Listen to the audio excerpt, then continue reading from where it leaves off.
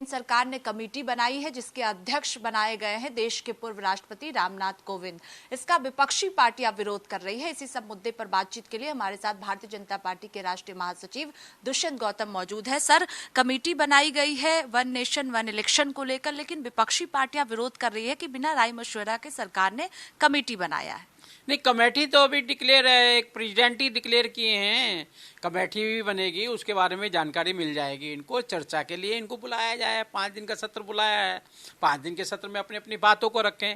पहले भी प्रधानमंत्री 2019 के अंदर पार्लियामेंट में बोल चुके हैं। स्टैंडिंग कमेटी बनी है, उसमें भी चर्चा हुई है। अनेक समय पर अखिलेश जी, ममता जी, नीतीश जी, शरद पवार जी अपने अपने विचार भी दे चुके हैं कि हाँ, वन नेशन वन इलेक्शन होना चाहिए। लेकिन जब क्योंकि विरोधी दल विरोधी की भावना में रहता है, इसलिए विरोध करना है, इसलिए कारण से विरोध कर रहे हैं। नहीं तो वो नहीं चाहते, वो भी चाहते हैं कि इलेक्शन कमीशन में कितना पैसा खर्च होता है। लोकल बॉडी के लिए अलग होता है, शहरी निकायों के लिए अलग वोटर लिस्ट बनती है, विधानसभा के लिए अलग वोटर लिस्ट बनती है, लोकसभा के लिए अलग वोटर लिस्ट बनती है। सरकार जो पार्टियां होती हैं वो चुनावों में ही लगी रहती हैं, जनता का विकास नहीं कर पाती। अगर देश का विकास करना है, जनता के लाभ के लिए काम करना है, तो 5 साल के पूरे जो संविधान देता है उस पर से काम करना चाहिए। और पहले भी 52 के अंदर, 57 के अंदर, 62 के अंदर, 67 के अंदर एक साथ चुनाव होते रहे हैं, कोई परेशानी नहीं थी। लेकिन 67 के अंदर जब विरोधी दल आगे काफी कांग्रेस के अगेंस्ट खड़े हो गए, उसके बाद कांग्रेस ने राष्ट्रपति शासन लागू चालू करने शुरू हुए, सरकारें बर्खास्त करने, उसका कारण जैसे सारा व्यवस्था बिगड़ी है, इसका कलंकित करने वाली तो कांग्रेस ही है ना जी। तो इसलिए आज देश आगे बढ़ना है। देश ने आगे बढ़ने के लिए अनेकों निर्णय करने हैं। उस निर्णय में आप रचनात्मक अपनी बात को रखने के लिए 5 दिन का सत्र है, आप अपनी बात को रखेगा। बताइए भी क्या करना चाहिए और नहीं करना चाहते तो क्यों नहीं करना चाहिए। क्या आप देश को विकास की ओर नहीं ले आना चाहते? साफ साफ बात बताइए। क्योंकि इनके पास नीति नहीं है, इनके पास नेता नहीं है, इनके पास में खाली इनको भ्रष्टाचार से बचना है। और प्रधानमंत्री ने 3 संकल्प जो लिए हैं ना जी, परिवार मुक्त, भ्रष्टाचार मुक्त, तुष्टिकरण मुक्त, उस तीनों में के दायरे में ये आते हैं। ये तुष्टिकरण के मामले में आपने देखा होगा, संसाधनों में पहला हक माइनॉरिटी का है, ऐसा इन्होंने करा भी है और किया भी है और बोला भी है। परिवारवाद आप देख रहे हैं, आप बॉम्बे में जाइए, एक एक को देखे गए।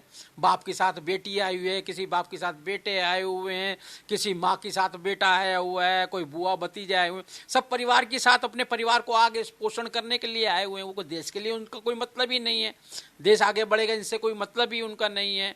इसलिए परिवार और भ्रष्टाचारी सभी लोग आपस में अनेकों बार केस कर चुके हैं, जिसमें भ्रष्टाचार के केस इन पर चल रहे हैं। ये सब पार्टियां हैं, आपस में इन्होंने किए हैं और भ्रष्टाचार में युक्त हैं सारे के सारे। देश को क्या बचाएंगे ये तो अपने आप को बचाने के लिए ये कंपनी इन्होंने बनाई है। इस कंपनी के दायरे में आके ये अपने आप का एक कवच सा बनाया है। लेकिन देश के प्रधानमंत्री के हाथों से ये बच नहीं सकते भ्रष्टाचारी। सर, इसके साथ ही समाजवादी पार्टी के नेता हैं स्वामी प्रसाद मौर्य, वो कह रहे हैं कि संविधान विरोधी है वन नेशन वन इलेक्शन। नहीं, संविधान में तो था, पहले से ही था। 4 इलेक्शन हुए हैं इससे। कौन सा संविधान पढ़ के आए हैं स्वामी प्रसाद मौर्य? अलग से ही अनेकों बात कह देना, डॉक्टर अंबेडकर जी का चित्र लगा के कोई भी बात कह देना, संविधान की बात कह के कोई भी बात कह देना। क्या जिया है उन्होंने अम्बेडकर को? क्या कहाँ गए थे सब जब अम्बेडकर जी की जो समाधि नहीं बनी दिल्ली के अंदर? कहाँ गए थे? अंतिम संस्कार नहीं किया, भारत रत्न नहीं दिया, कहाँ गए थे? ये अम्बेडकर को हराने वालों के साथ में मिलकर बैठे हुए हैं ये लोग। अम्बेडकर अम्बेडकर गाते कहते थे, संविधान की बातें करते हैं।